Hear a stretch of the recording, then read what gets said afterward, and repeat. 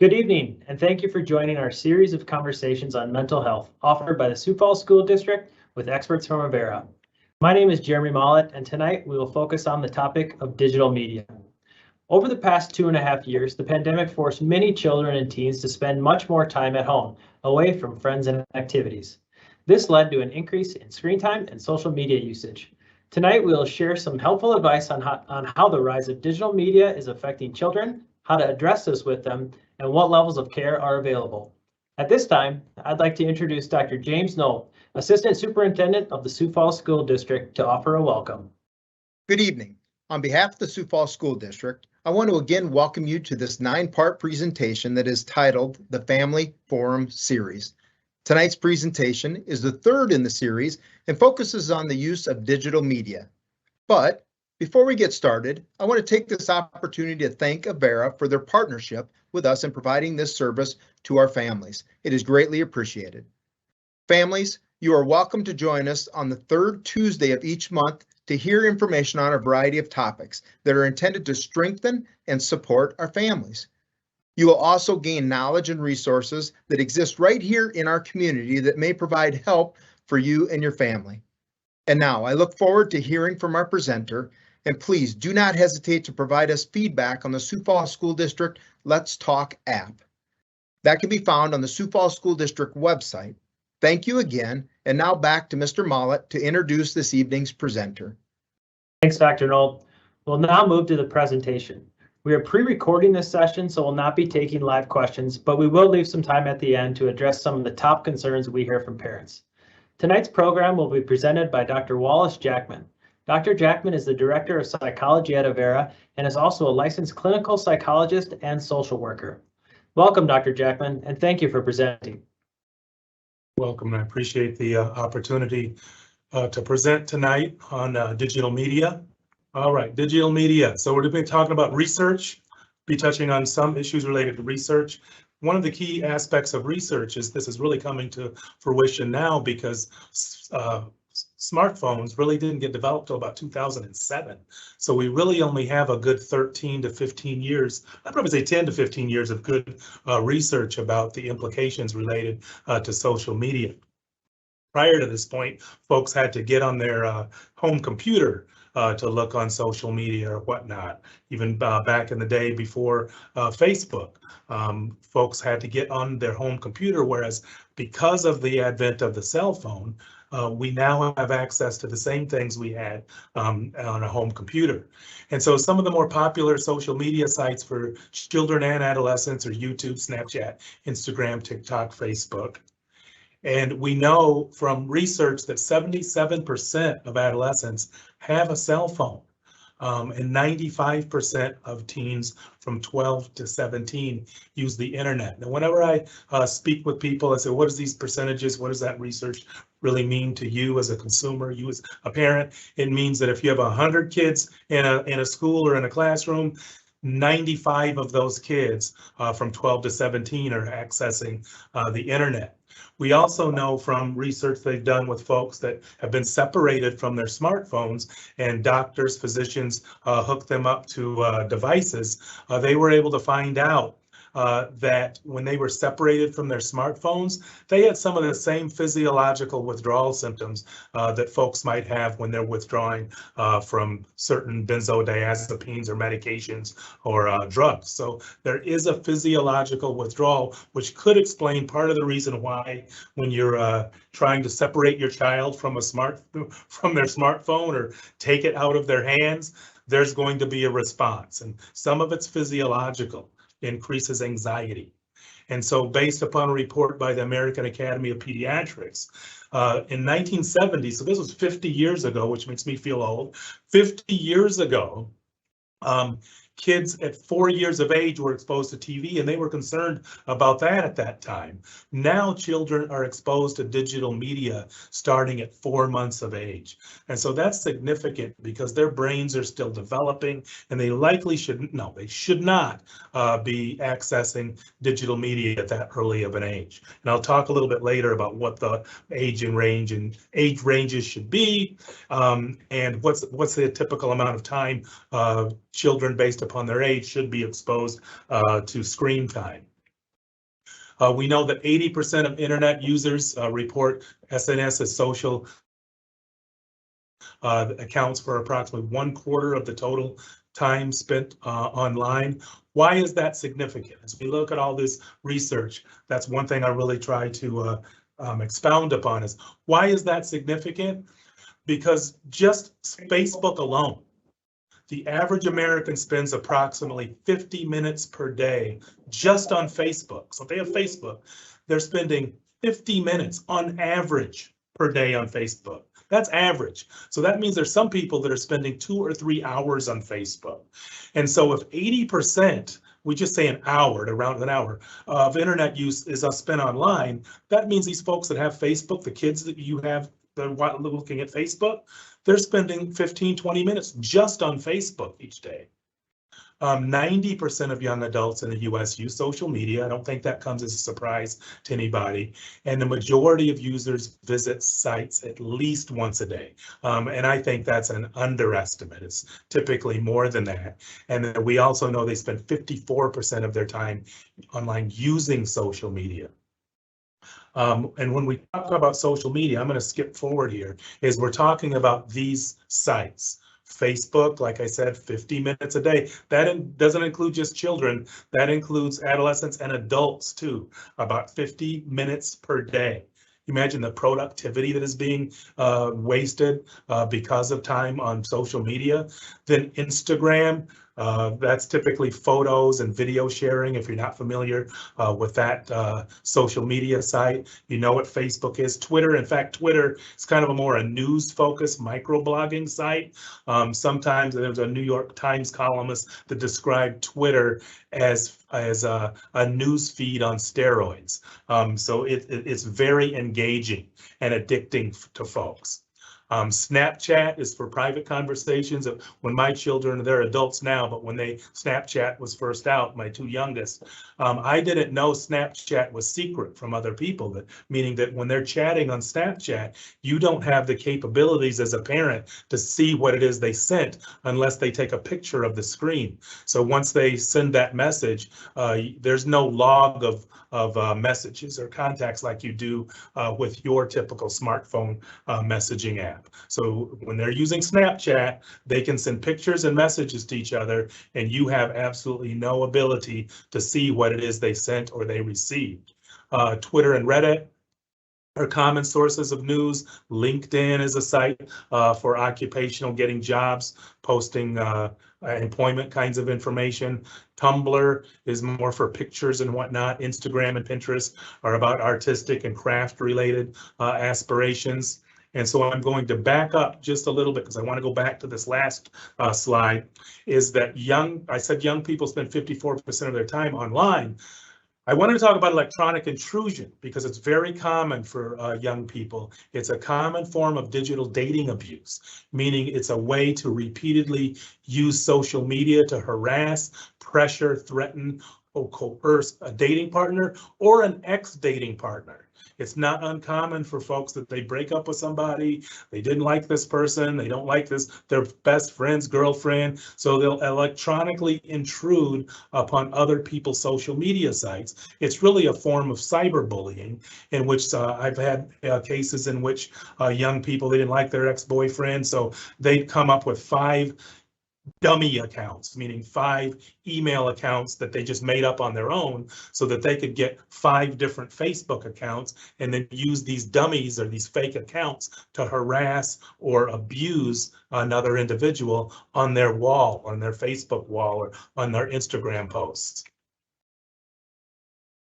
And so total entertainment screen use among tweens and teens, so between 2019, 2021, you can see the increased amount of screen time, and that increase has exploded in just the past 2 years than it was seen in the previous 4 years. And well, why is that? Again, when you look at research, I'm like, what does that mean? Why is that important to know? Part of the reason why that's increased is because, one, data speeds and download speeds have increased. The phones are faster and provide better picture quality, and you can do more things with them. I mean, when I first had my first flip phone, I don't even think we could take pictures with a flip phone.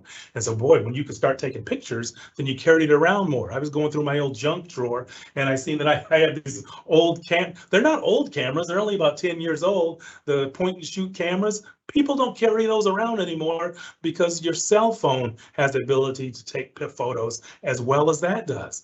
And so because of that ability to take movies, take moving pictures, to take photos that are as high a quality as some video cameras and point and shoot cameras from 12 years ago, that means people have an all-in-one device. They don't need to carry those other devices around as much. So that means they're going to be using them much more. And then you compound that with the social media sites are built for you to post pictures, then that's great. You've got your photo, you got your camera, and you've got your phone and ability to post on social media all in the palm of your hand. And so that's why those numbers have increased over the past 2 to 3 years, because of the qualities of the phone. FOMO, if you haven't heard this term before, fear of missing out. It's a fear that other people are having fun without you. We all have encountered this. We all have neighbors or friends or colleagues that we see posting stuff on Facebook, and you got left out. They didn't invite you to the party. They went to Hawaii. You didn't know they were going. And so that fear of missing out is part of the reason why we all, including teenagers, but it's even more profound for teenagers, want to get on the phone to make sure they're not missing out on something. So it's a pervasive apprehension that others might be having rewarding experiences, and I'm absent from it. And I have this desire to stay connected with what other people are doing. Well, again, why is that important? Because FOMO drives overuse of technology. It means because I fear that I'm missing out on something, then I'm going to use it even more. And so it's becoming a catalyst for FOMO, and hence that increases stress and anxiety. So we know research clearly supports that there's a correlation, there's a link between the amount of time that you're on social media and your degree of anxiety or depression. There's a direct link. Now, there are some positive aspects of social media. There's a purposeful use. So for example, on Pinterest, when I was building my deck outside, I built a nice deck last summer. I could go on Pinterest and see some of the rail designs and see what some of the stair designs are. And so it can be purposeful. I can engage in a private message with a community that has some of the same issues or problems that I might have, such as depression. Or there could be some humorous content or creativity. So there are some positive aspects to social media. But on the other hand, extensive use of social network sites, it might weaken existing close family relationships and interactions. It can decrease one's interactions with other people and with their family.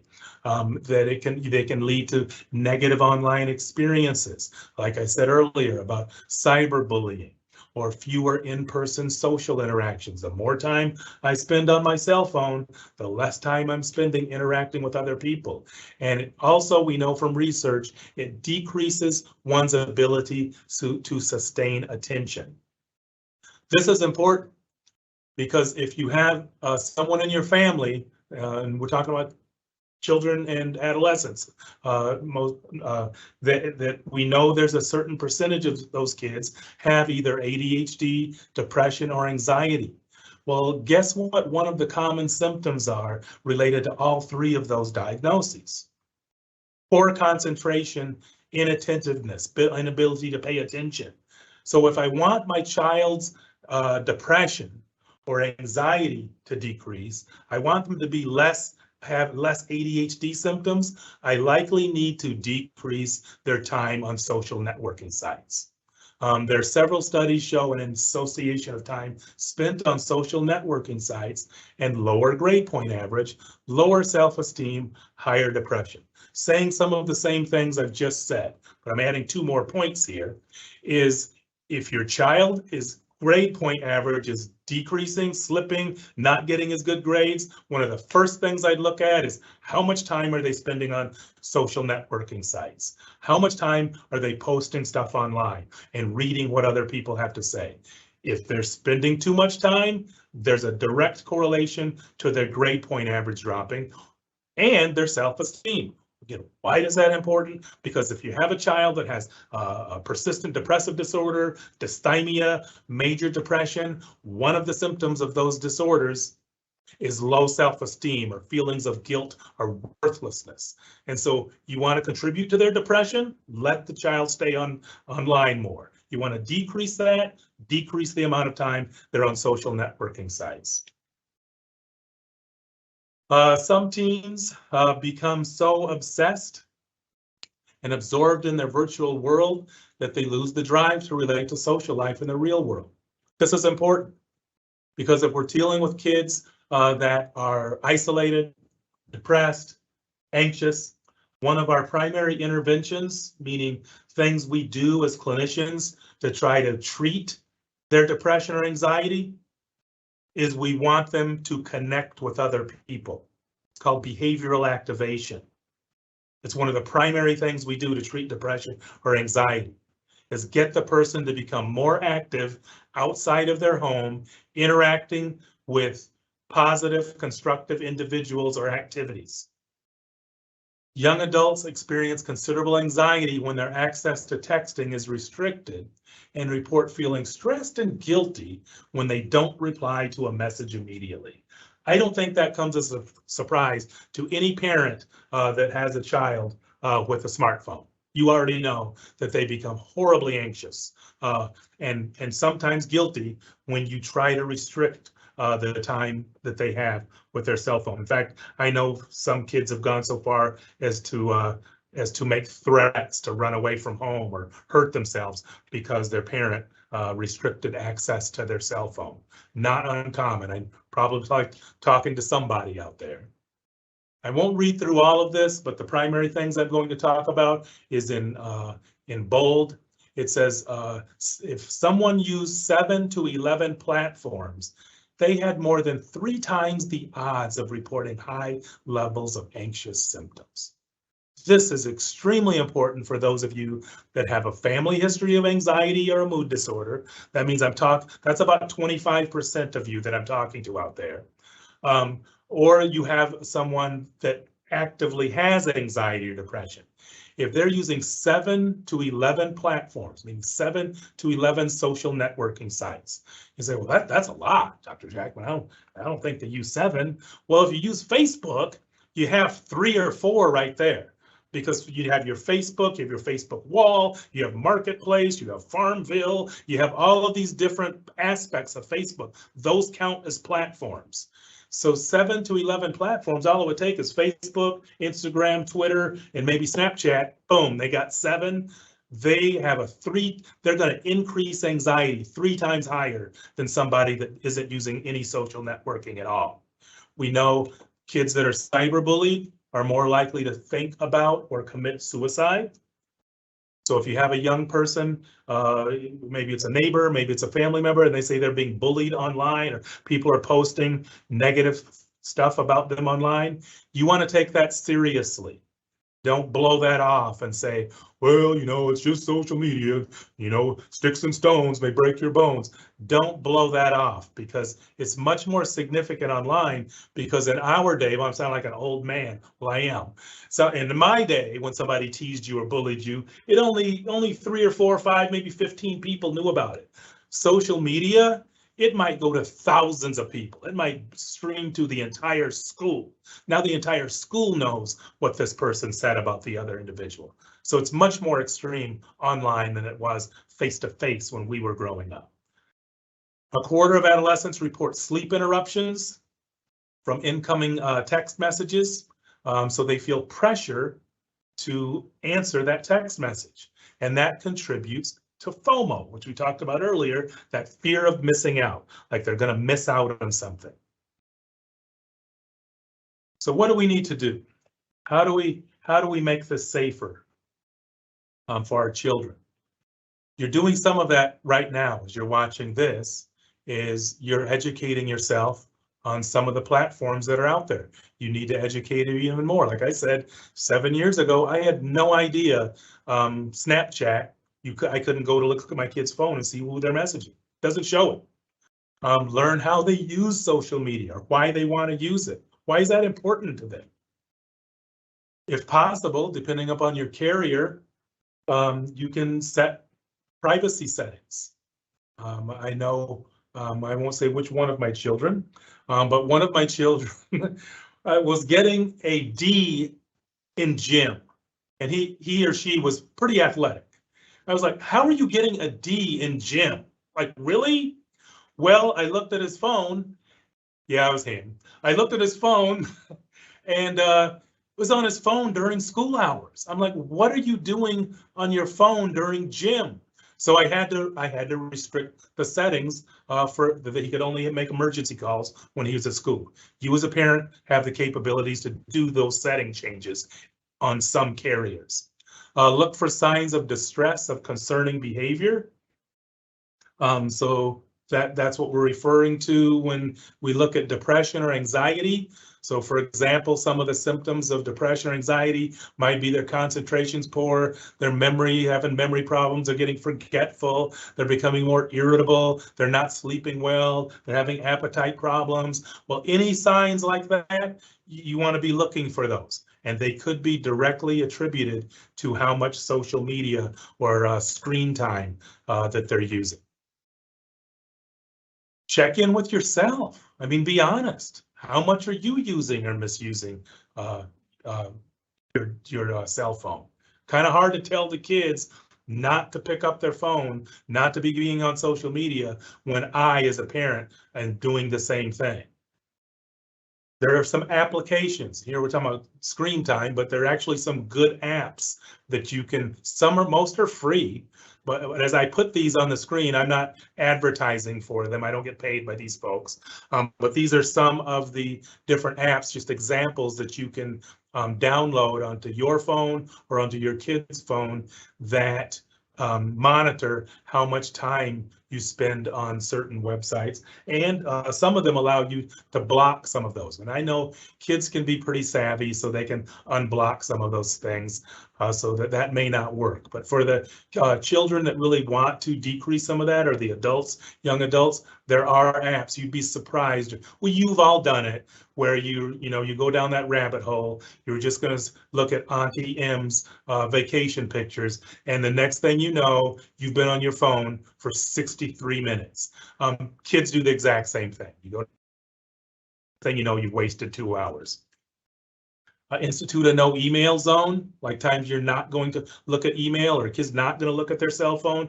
Most parents, including myself, we have a no cell phone zone when it's time to eat, when we're at a restaurant or we're eating at home. No cell phones at that time.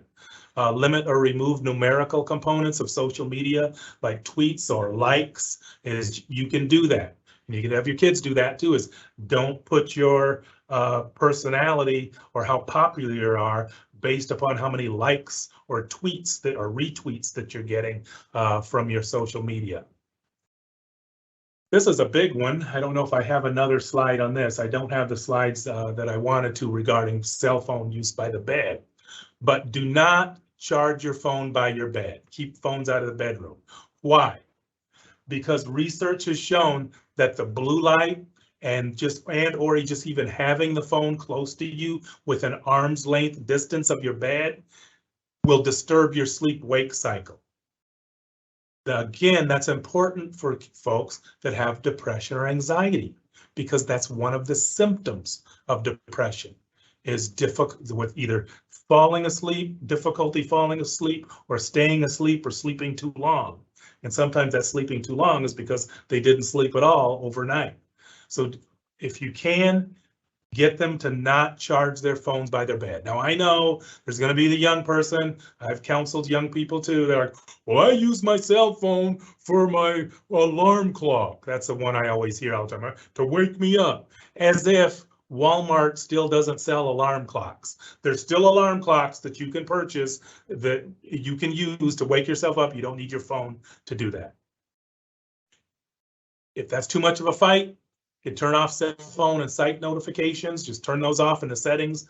Kids know how to do that. Setting a timer on how long that they're on the phone. You can do the same thing for yourselves. Again, I think you'd be shocked how long you might be using your screen time each day. If you tracked it, you're probably going to be close to that 50-minute to hour-and-a-half range that research supports. Behavioral activation involves engagement in adaptive, gratifying, pleasurable activities. So what I alluded to earlier is we know that it helps decrease clinical depression, getting people active and busy. But it's hard to ride your bicycle if you're trying to look at Facebook posts on your phone. For young people, connecting the screen world to the real world. So for example, you see this young guy in the picture here. Well, if you're going to let this, I'm going to guess he's probably 5 to 6 years old or so. If you're going to let this 5 or 6 year old look at something online or some social media site, and maybe he's looking at something to do with race cars or NASCAR or IndyCar racing or something. Well, he spent 20 minutes looking at that. Now take him down to the auto body shop.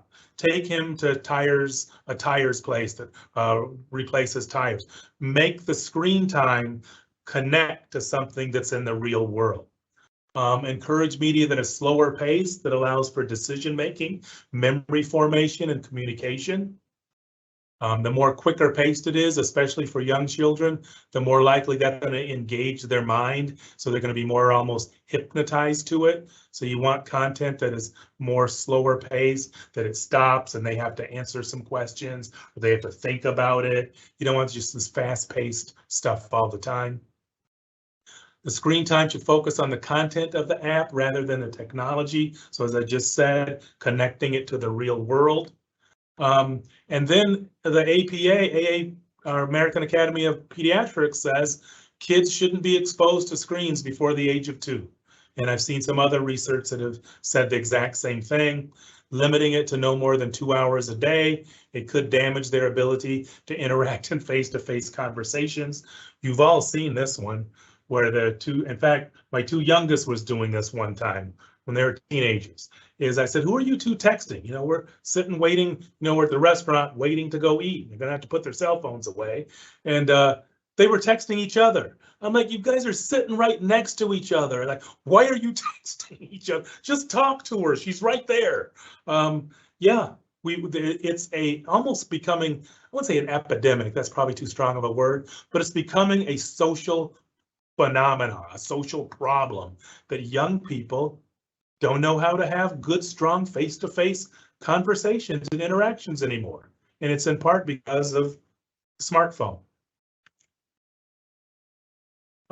We should develop strategies for implementing household rules about media use, because rules have been linked to reduced levels of depression in young people. So another way you want to decrease depression, increase the rules linked to cell phone and social media use. You'd think that would be counterintuitive, that it would, just upset your kids. But and I know children, adolescents, even though they may not say it, they need structure.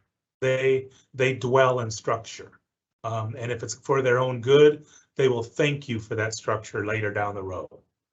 We need to check their privacy settings and online profiles. You should be able to access their profiles. If not, they might be hiding something. Have those discussions regarding inappropriate posts, not necessarily inappropriate posts that they made. Of course, you want to talk about those, but inappropriate posts that other people made. And I'm not including just children or adolescents. Inappropriate posts that adults have made. Talking to them, why was that inappropriate, what that politician said? What made that sports person say that online? What do you think that reaction had on other people that are reading that? Have those kinds of conversations. Sometimes the best way to talk to kids about issues that they have is find other people that have the same issue and talk about those people. It's one of the common interventions I used, outpatient therapies. If a kid had a problem with not following rules at home, boy, trying to talk to that kid about the rules he's not following at home didn't get me very far. But if I talk about, Billy Bob that had that same problem and what happened to him, oh man, that kid's just totally engaged with me.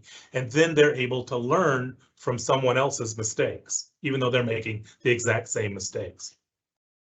We have to avoid overreacting and be approachable, be calm. And that's one thing I've told parents is you have to be, if you want those kids to talk to you about the problems they're having in school or problems they're having with their peers, you're going to have to be ready to hear some stuff you don't want to hear. And so if you overreact and get upset and angry, like, why are you doing that? Blah, blah, blah, that kind of thing, they're probably not going to want to open up and talk to you anymore. They're just going to keep it quiet. They're just going to stuff it inside. So if that's what you're wanting from your young person, you have to be ready to be calm, approachable, and not overreact to what they're talking about. And in addition, rules concerning how much time is spent on the computer, I said this earlier, should be followed by teens and parents alike. We all sometimes get caught up, like I said, in that rabbit hole. We have to be careful to make certain that we're setting a good example for those teens and our young people. As parents, we need to do that. That includes cell phone use in the car, not answering text messages or phone calls in the car. Once those kids get adolescent and they get a driver's license, what example did we show them while we were in the car driving? And finally, last slide is electronic curfews, putting our own phones away. Moving from monitoring use to actively restricting and structuring the use of their phone. Locking up the phones and tablets up at night. I know one parent that had to go so far as locking their kids' devices in the trunk of their car and hiding the keys, or taking their key during the summer, taking their cell phones to work with them. Or like I said earlier, blocking the hours they could use the phone, but they could still use the phone for emergency purposes. But even then, I know children are sometimes pretty tech savvy, and there's certain websites that they can use to still stay in touch with people or text people by text messaging. So I realize that won't work all the time, but even if you can make some restrictions, doing something is often better than doing nothing. And so the person who pays for the phone has the capacity to turn it off for periods of time. So you have that. If you're paying for it, you should be able to take care of it. I had one young person, well, I'm paying for my phone and I help pay the bill, so I should be able to use my phone. I said, well, who pays the electricity bill? So it's important to replace that media misuse with something else that is rewarding, because there is a intrinsic reward sometimes by getting those likes and getting feedback from their peers on their social media posts. That's kind of rewarding. So if you're going to restrict that, then we need to find something else to replace it with that is close to being that rewarding. And so that's what we have. A thank you from all of our behavioral health folks and Sioux Falls School District. And I also included some references.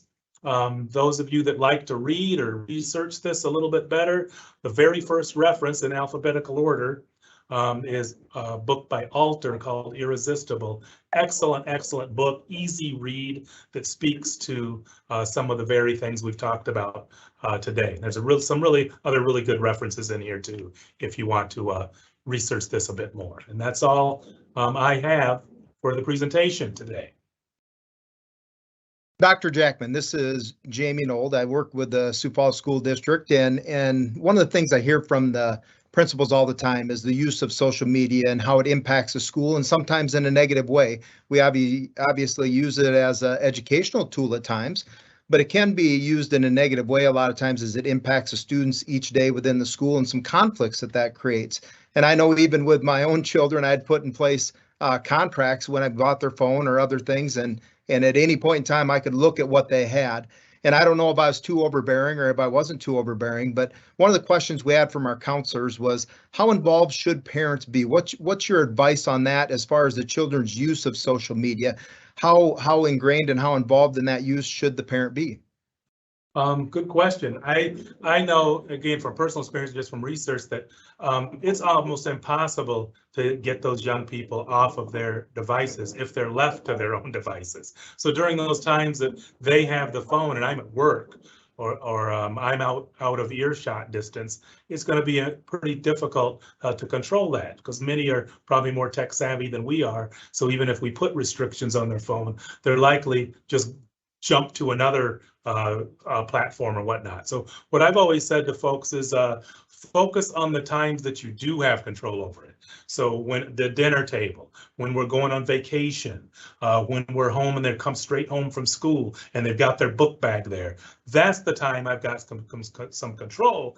But again, I also want to have something else in my tool bag that I can pull out that replaces what they have. Otherwise, if I don't have something else going on, the first thing they're going to do is pick this thing up and start monkeying with it. And so I found that if I can have some other plans in place, we're going bowling. Nope, we're going to be raking leaves right now. You can't. We're going bicycle riding. Nope, can't use the phone right now. It's time for us to wash the car out in the driveway. If I can find some other things for them to do to replace it, that's great. And I think secondly, having those conversations with them about social media use. Something that went, I won't say tragically wrong, but something that will at least provoke some commentary on their part. So hopefully it provokes insight as to maybe it could be the amount of time somebody's using social media, or some negative things, outcomes related to a person's use of social media. Those are a couple, 3 ideas. Dr. Jackman, just one more question here that came in to us. And that question just deals with students. Really, they change so much or change so dynamically over time. How can parents identify that changes as being a normal change, or how do they address that over time, especially with regards to digital media? When they see some of those mood changes or some of those changes, how do they identify that and work with that specific to the use of social media? That's a kind of broad question. The one refers to developmentally. Where are they, quote unquote, on the norms, so to speak, developmentally, versus it's reached a tipping point? I would still focus on those symptoms: irritability, sleep problems. Are they eating? Appetite? How are they getting along with their friends or peers or their siblings? Are they keeping their grades up? They're getting forgetful. They're getting their homework done. Regardless, I think that's from a second grader on up to a senior. That I'd focus on those kinds of things. And if I see any deterioration in those areas, that's when I'd likely want to have those conversations. Another thing I might keep in mind, and usually young people know, they may not admit it, but they know if they're gone over the tipping point of using their cell phone or social media too much, that I just have those conversations with them. I'd ask them, how much time do you think you should spend each day on all of your social network sites combined? And then challenge them to see if they're able to hit that. I've done that with a few students, and what I found is that they tend to want to restrict more than we might as a parent. So as a parent, I might say, you should limit that to, 2 hours a day. If I ask them, they'll say, oh, probably 45 minutes to an hour. And then they find out they cannot comply with that 45 minutes to an hour. So some of it is just helping them gain insight on their own part. That they get better, because we know tweens and teenagers have issues with cause and effect. Understanding, hey, if you do this, this, and this thing might happen. And so I think having those conversations with them to increase their insight and have them more self-reflective can sometimes be helpful. Very good, Dr. Jackman. We greatly appreciate your time with us here today in this very important topic as we go through and discuss the use of digital media. And it's something that I know impacts our youth to a great extent, and obviously our adults as well. So we just thank you for your time and your expertise today. We will kick it over now to Jeremy just to finish this out for us. Thank you. Thank you to Dr. Jackman for presenting tonight's session on digital media. This session will be added to the Sioux Falls School District's website under counseling. Our next session will focus on gaming addiction, things to consider for parents, and how to help your child stay mentally resilient with all the different offerings when it comes to gaming. This will be presented on December 20th from 6 to 7 p.m. and login information will be under the counseling services area.